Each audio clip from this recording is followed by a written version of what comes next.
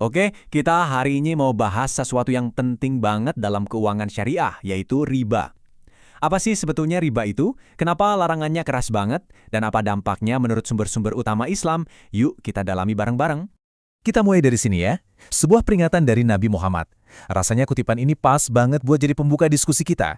Ini tentang gimana kita cari rizki, etika di baliknya, dan di mana Islam menarik sebuah garis yang sangat-sangat tegas. Nah, ini dia alur pembahasan kita. Kita akan mulai dari definisi riba, terus kita akan lihat dampaknya ke individu dan masyarakat, dan terakhir kita tutup dengan beberapa peringatan yang terus terang sangat keras. Baik, kita masuk ke bagian pertama. Yuk, langsung ke intinya. Apa sih sebetulnya yang dimaksud dengan riba? Gini, secara harfiah, kata riba itu artinya simpel, tambahan atau bertambah. Tapi dalam istilah syariah, ini bukan sembarang tambahan ya. Ini merujuk ke sebuah tambahan spesifik yang dilarang, terutama yang timbul dari transaksi utang piutang. Nah, ini yang menarik banget. Ternyata, larangan terhadap bunga atau riba itu bukan cuma ada di Islam loh. Kalau kita lihat, jejaknya itu ada juga di ajaran Yudaisme dan Kristen. Ini menunjukkan ada keprihatinan yang sama di antara agama-agama samawi tentang praktik ini. Jadi, apa bedanya riba dengan perdagangan atau jual-beli yang halal? Coba bayangin gini, jual-beli itu adil, ada pertukaran nilai. Saya kasih kamu barang, kamu kasih saya uang yang sepadan. Nah, riba itu beda. Riba itu adalah tambahan yang muncul di atas utang itu sendiri, tanpa ada pertukaran barang atau jasa baru sebagai gantinya.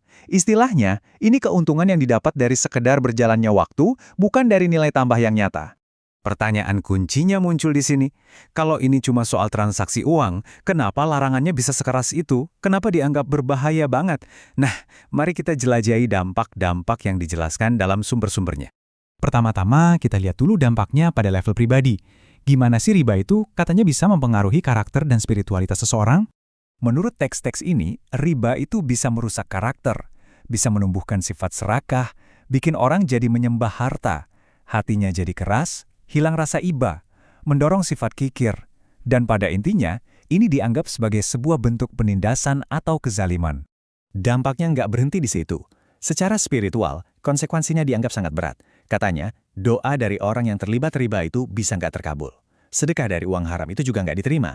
Bahkan, riba disebut sebagai salah satu dari 7 dosa besar yang membinasakan. Dan yang bikin merinding, bukan cuma pemakannya, tapi seluruh rantai transaksinya. Yang memberi, yang menerima, yang mencatat, sampai saksinya, semua dikatakan ikut menanggung dosa yang sama. Dan gambaran ini, wah ini jelas banget.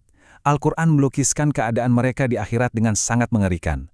Mereka berdiri sempoyongan seolah-olah dirasuki setan sampai gila. Ini adalah metafora yang kuat banget untuk menggambarkan kekacauan spiritual dan moral yang katanya disebabkan oleh riba. Oke, dampaknya nggak cuma buat individu. Sekarang ayo kita lihat gambaran yang lebih besar. Bagaimana riba ini dikatakan bisa merusak masyarakat secara keseluruhan. Di level sosial, riba itu ibarat racun yang merusak. Hubungan yang seharusnya saling tolong-menolong berubah jadi eksploitasi. Bukannya simpati dan gotong royong, yang muncul malah permusuhan dan kebencian. Bantuan hanya datang kalau ada untungnya. Ujung-ujungnya, kesenjangan sosial dan ekonomi makin menjadi-jadi. Nah, secara ekonomi argumennya adalah riba ini merusak insentif yang sehat, mendorong orang hidup konsumtif lewat utang, juga membuat kekayaan itu terkonsentrasi di tangan segelintir orang. Dan mungkin yang paling berbahaya ini bisa melemahkan semangat untuk kerja keras dan usaha yang produktif. Kenapa? Ya karena menghasilkan uang dari uang jadi kelihatan lebih mudah daripada menciptakan nilai yang nyata. Hadis ini bahkan menghubungkan langsung antara merajalelanya praktek-praktek haram seperti riba dengan konsekuensi bagi sebuah negeri secara keseluruhan.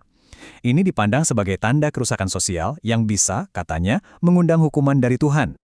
Dan sekarang, kita sampai pada bagian akhir, bagian yang berisi peringatan paling keras, paling tegas yang bisa kita temukan dalam sumber-sumber ini.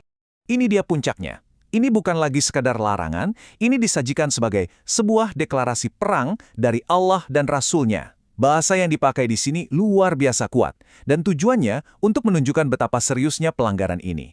36 kali. Angka ini mungkin kelihatannya acak ya, tapi konteks di baliknya benar-benar mengejutkan dan dirancang untuk menggarisbawahi betapa seriusnya masalah ini. Dan inilah konteksnya. Hadis ini membuat perbandingan yang sangat gamblang. 1 dirham saja yang didapat dari riba secara sadar, itu dianggap dosanya lebih buruk daripada berzina sebanyak 36 kali. Ini benar-benar jadi penekanan terakhir betapa beratnya masalah ini dipandang. Jadi, pembahasan kita kali ini meninggalkan satu pertanyaan mendasar. Di dunia yang seringkali mengukur kesuksesan dari keuntungan finansial, teks-teks ini menyajikan kerangka yang sangat sekali berbeda. Ini menantang kita untuk berpikir ulang, apa sih sebetulnya ukuran kesuksesan yang sejati? Terima kasih sudah menyimak.